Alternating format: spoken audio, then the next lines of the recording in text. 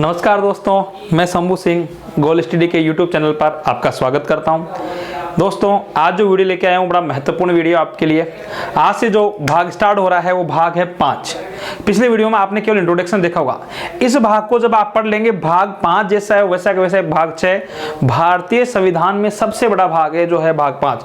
इसके अंदर दोस्तों सब कुछ आ जाएगा। सर्वाधिक प्रश्न जो हैं वो इसी से बनते हैं। आप चाहे BSTC का पेपर दीजिए, है ना, आप कोई भी पेपर दे दीजिए 4th ग्रेड से लेकर RS तक, इसमें 5 में से क्या है प्रश्न आते हैं भाग में से। तो इसको ध्यान से पढ़िएगा दोस्तों। अभी तक जो पिछले वाला था वो केवल क्या था, भाग 5 का इंट्रोडक्शन। उसमें अपन ने बात जो करना स्टार्ट की थी पिछले वीडियो में, वो स्टार्ट की थी भारत की क्या है कार्यपालिका। भारत देश की क्या है, भारत की कार्यपालिका की बात की थी। कार्यपालिका, देखिए दोस्तों, जो कार्यपालिका है भारत की इस कार्यपालिका, इसमें अनुच्छेद जो है वो कहां से कहां तक आते हैं, तो वो अनुच्छेद है 52 से लेकर 78 तक। अब भारत की कार्यपालिका में कौन कौन लोग शामिल होते हैं, ये मैंने पिछले वीडियो में आपको बताया था कि इसके अंदर एक तो जो शामिल होता है दोस्तों वो है भारत का राष्ट्रपति। कार्यपालिका में कौन कौन है, हम किसके बारे में अध्ययन करेंगे, भारत के राष्ट्रपति के बारे में। अब देखिए, राष्ट्रपति चुनाव, राष्ट्रपति का चुनाव की योग्यता, राष्ट्रपति की शपथ, पूरी डिटेल इसके अंदर, शक्तियां वगैरह। राष्ट्रपति के साथ इसमें आता है उपराष्ट्रपति। दोस्तों क्या आता है, उपराष्ट्रपति। भारत के प्रधानमंत्री का उल्लेख भी इसमें ही है। प्रधानमंत्री प्लस उसकी क्या होती है, मंत्रिपरिषद। एक है महान्यायवादी, महान्यायवादी। इन सब का उल्लेख इसके अंदर पढ़ेंगे दोस्तों। ये कार्य करने वाले लोग हो गए, क्या हो गए ये कार्य करने वाले लोग हो गए। कार्यपालिका मतलब कार्य करने वाले लोग। राष्ट्रपति काम करता है, उपराष्ट्रपति करता है, प्रधानमंत्री करता है, मंत्रिपरिषद करती है मेन, तो है ना। तो पिछली बार जो रिट में प्रश्न आया दोस्तों वो ये आया कि मंत्रिपरिषद का उल्लेख संविधान में कौन से अनुच्छेद में, क्या मंत्रिपरिषद का ना। तो मंत्रिपरिषद का उल्लेख के लिए तो अब आप इतना तो आप बता ही सकते हैं कि आएगा तो 52 से 78 के बीच में कहीं आएगा। तो दोस्तों उसमें जो अनुच्छेद था वो 74 दिया हुआ था ना, और अनुच्छेद अलग अलग थे, है ना, जैसे 200, 205, 370 ऐसे अनुच्छेद। तो उसमें 74 आया, तो आप अंदाजा लगाओगे भाई 52 से लेकर 78 के बीच में इनमें से कोई एक होगा। तो मंत्रिपरिषद पूछा तो वो राइट गया, उसके अंदर ऐसे प्रश्न आते हैं ना। जैसे राष्ट्रपति का उल्लेख कहां, तो राष्ट्रपति का उल्लेख अनुच्छेद 52 से स्टार्ट होगा। तो दोस्तों हम पहले जो यहाँ बात करेंगे वो भारत के राष्ट्रपति की बात करेंगे। और पिछले वीडियो में मैंने आपको बता दिया था कि जो भारत का राष्ट्रपति होता है वो राष्ट्रपति को किस किस नाम से जाना था, उपनाम उसके। जैसे भारत का जो राष्ट्रपति कार्यपालिका का प्रधान होता है, कार्यपालिका का नाम मात्र का प्रधान होता है ना।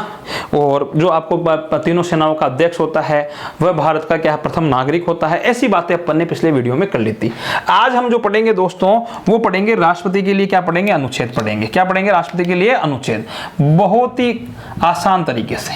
क्या पढ़ेंगे, भारत के राष्ट्रपति के बारे में, और राष्ट्रपति के बारे में पढ़ते हुए राष्ट्रपति से संबंधित अनुच्छेद। देखिए दोस्तों, संविधान के अंदर अब अनुच्छेद पढ़ना स्टार्ट कर रहे हैं अपन।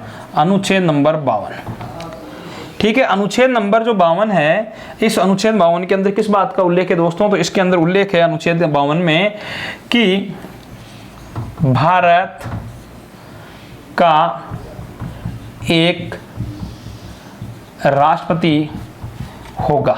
ये बहुत सिंपल, लोग साहब खत्म आपके। पूछा जाए कि भारत में एक राष्ट्रपति होगा, इसका उल्लेख संविधान के कौन से अनुच्छेद में है, तो अनुच्छेद नंबर 52। अनुच्छेद नंबर 52 में क्या है, अनुच्छेद नंबर 52 में है कि भारत में क्या होगा, एक राष्ट्रपति होगा, ठीक है। तो या राष्ट्रपति का उल्लेख संविधान के कौन से अनुच्छेद में है, तो अनुच्छेद नंबर 52 में हमने उल्लेख किया है कि भारत का क्या होगा, एक राष्ट्रपति होगा। क्लियर। देखिए इतनी सी बात, और कुछ भी याद नहीं रखना। अनुच्छेद नंबर 53 में है कि भारत की जितनी भी कार्यपालिका शक्तियां हैं, भारत की समस्त कार्यपालिका शक्तियां राष्ट्रपति में निहित होगी। कहने का मतलब भारत में जितनी भी कार्यपालिका शक्तियां हैं वो राष्ट्रपति के नाम से जारी होगी। हमारे देश का मालिक कौन है दोस्तों? हमारे देश का मालिक है भारत का राष्ट्रपति। ये देश का जो, जैसे आपका मैंने पिछले वीडियो में बताया था कि घर किसके नाम से जाना जाता है, नेम प्लेट लगेगी दादाजी की, दादाजी नहीं है जब पिताजी की लगती है, तो हमारे देश का मेन मालिक कौन है? राष्ट्रपति। जितने भी इस देश में काम होते हैं उन सभी कामों पर अंतिम साइन किसके होते हैं? भारत के राष्ट्रपति के साइन होते हैं। तो भारत की समस्त कार्यपालिका शक्तियां किसके अंदर होगी? राष्ट्रपति के नाम से जारी होगी। हालांकि काम कौन करती है हमारे दोस्तों? मंत्रिपरिषद करती है। महत्वपूर्ण क्या है? मंत्रिपरिषद है। परंतु नाम मात्र की कार्यपालिका का प्रदान होने के कारण समस्त कार्यपालिका शक्तियां किसके नाम से जारी होती है? राष्ट्रपति के नाम से। किसी देश से संधि करना, किसी देश पे आक्रमण करना, सीमाओं में के कारण को संधि होना, उन सब पे हस्ताक्षर जो होते हैं वो किसके होते हैं दोस्तों? वो होते हैं भारत के राष्ट्रपति के दोस्तों साइन होते हैं। तो इन दो अनुच्छेदों में कुछ ही नहीं है। अब जो अनुच्छेद आएगा वो बड़ा महत्वपूर्ण है। इन दो को तो इतना याद रखिए कि अनुच्छेद 52 में किसका उल्लेख है? भारत का राष्ट्रपति होगा। भारत की समस्त कार्यपालिका है ना, कार्यपालिका की संपूर्ण शक्तियां किसके नाम से जारी होगी? भारत के राष्ट्रपति के नाम से जारी होगी। कौन से अनुच्छेद में है? अनुच्छेद 53 में। अब अनुच्छेद है साहब जो 54, वो बड़ा अनुच्छेद है ना, और उसमें से प्रश्न आते हैं। आप दोस्तों इसका स्क्रीनशॉट ले लीजिए। अब आगे चलते हैं फिर अपने इसके अंदर, है ना। ठीक है दोस्तों, आपने स्क्रीनशॉट ले लिया होगा। अब देखिए,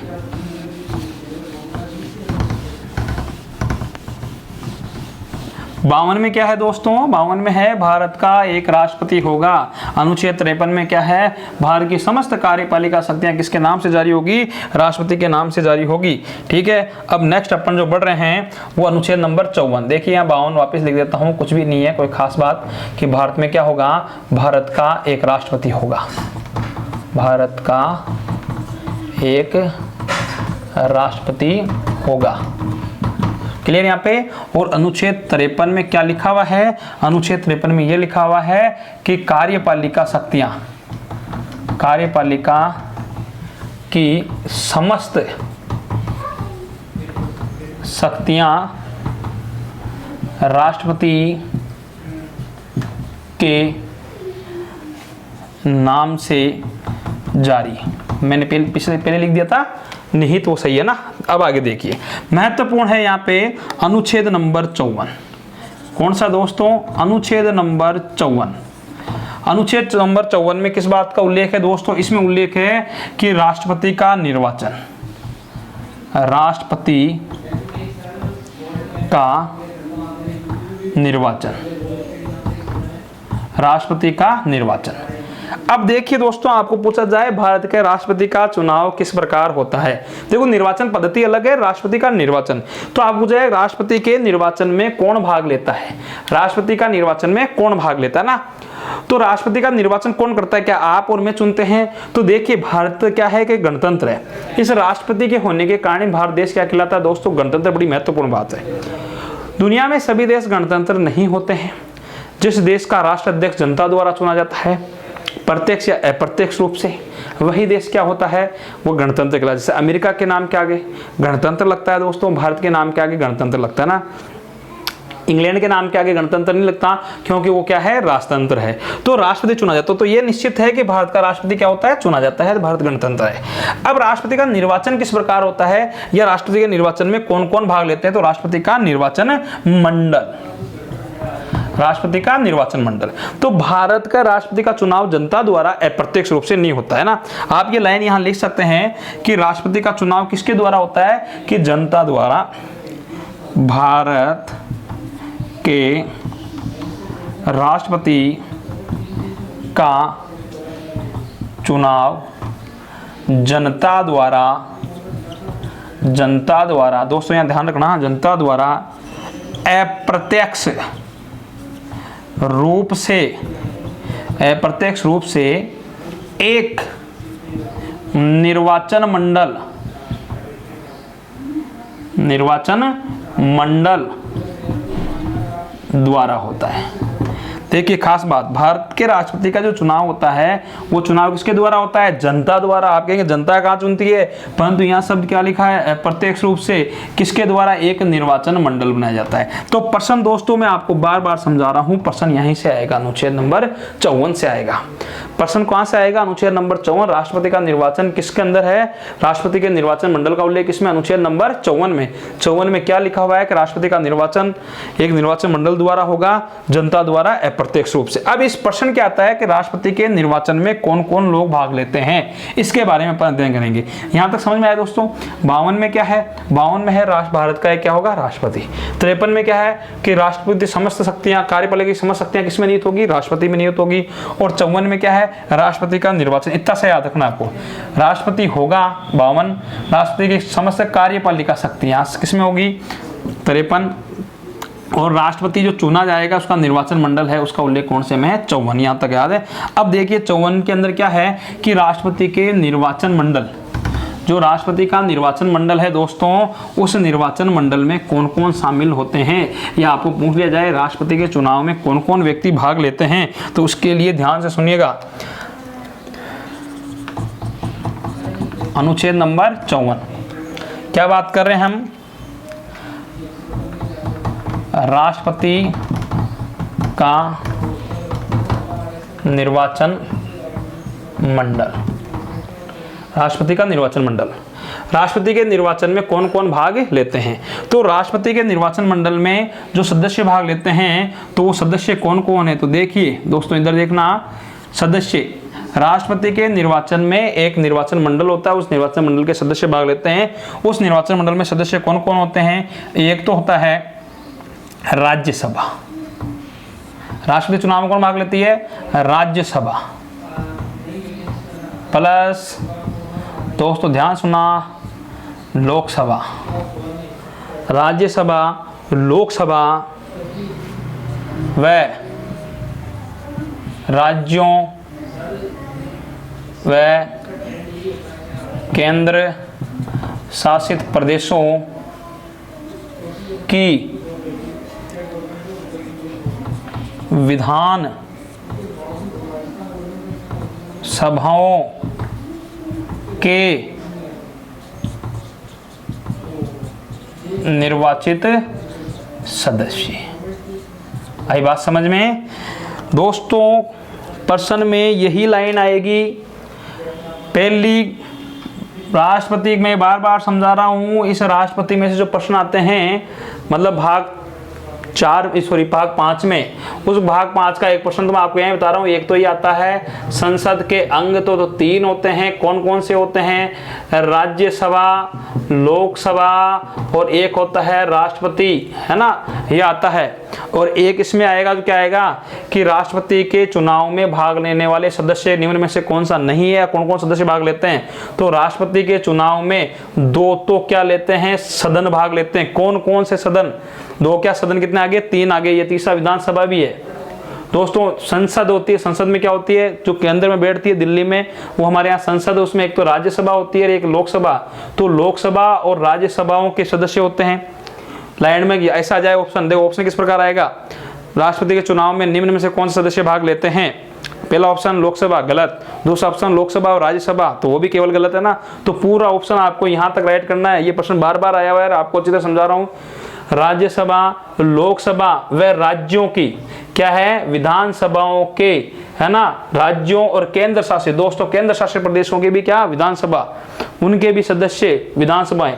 मतलब आप ध्यान रखें, 3 सदन है। एक तो कौन सा है? राज्यसभा, एक है लोकसभा, एक क्या? विधानसभा।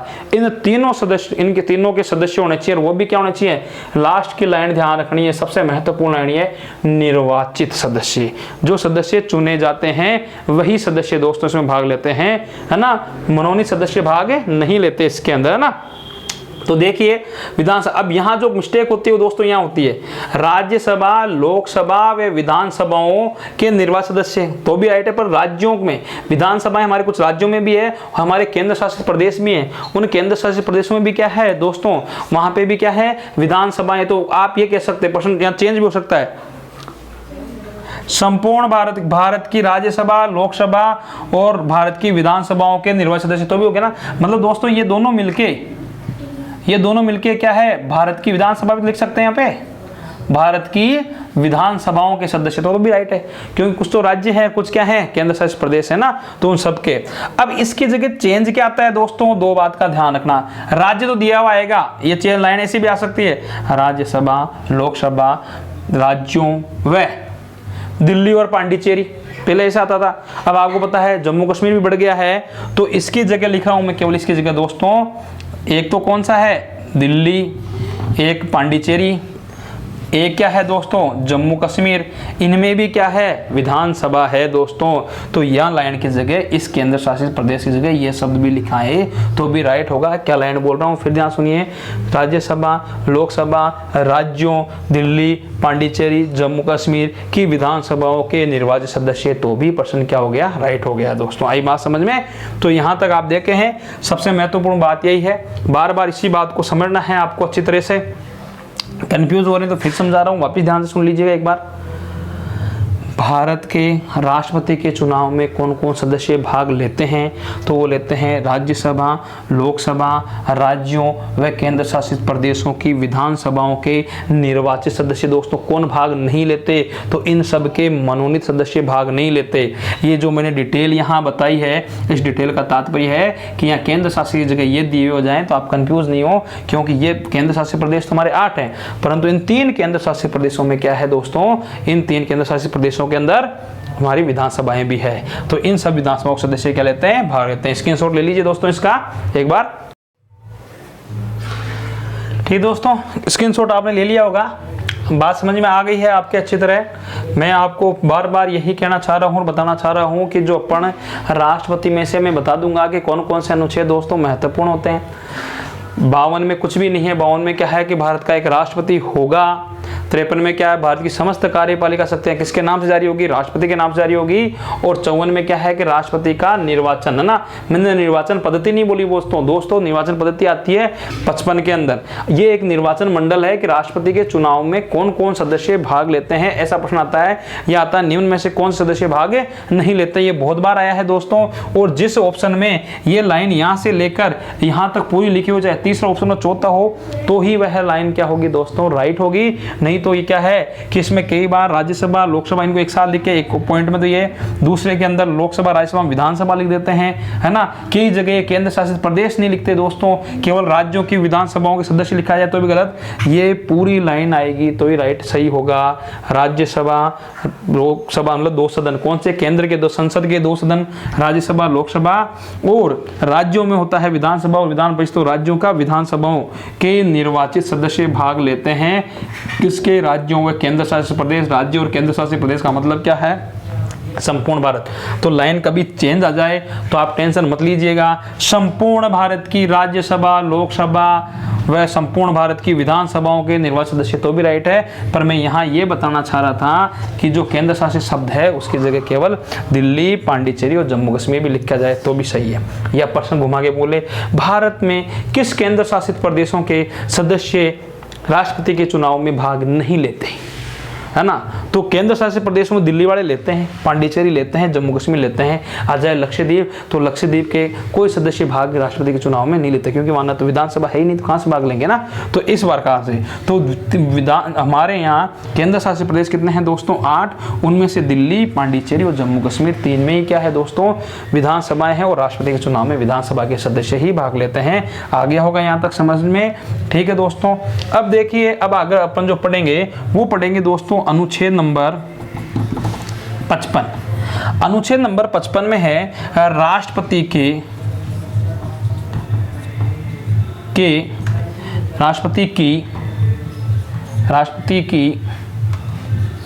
की निर्वाचन पद्धति दोस्तों। ये अलग चीज है, ये बड़ा बड़ा मैटर है ना, इसमें से प्रश्न ज़्यादा आते हैं। अभी तक आप केवल यहाँ तक 54 तक ही देखिए और फिर आगे बात करते हैं, इसलिए मैं कह रहा हूँ और अंत तक जुड़े रहिए। इस वीडियो को आपको अंत तक देखना है और वीडियो को लोगों को तक पहुँचाना। मैं फिर बार बार कह रहा हूँ, भाग जो 5 है बड़ा ही महत्वपूर्ण भाग है। इस भाग में क्या होता है दोस्तों, संपूर्ण आ जाएंगे राष्ट्रपति, उपराष्ट्रपति, प्रधानमंत्री, मंत्रिपरिषद, है ना, संसद भी पूरी आ जाएगी, लोकसभा, राज्यसभा सब इसमें आ जाएगा। इस वीडियो को ज़्यादा से ज़्यादा क्या करें, शेयर करें। अगले वीडियो में अपन बात करेंगे दोस्तों राष्ट्रपति के निर्वाचन की पद्धति। तब तक के लिए धन्यवाद।